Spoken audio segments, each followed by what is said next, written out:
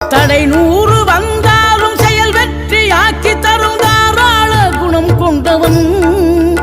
நீ வலை வீசும் அறிவுக்கு தொலைவானவானாகி மாறாது அருள் செய்பவன். தீராத காதலோடு திருவடியை தொழுபவர்க்கு திரவியமே தருகின்றவன். நீ தாராள உள்ளமோடு தவக்கோலம் கொண்டு பெறும் தார்மீக பொருள் தந்தவன்.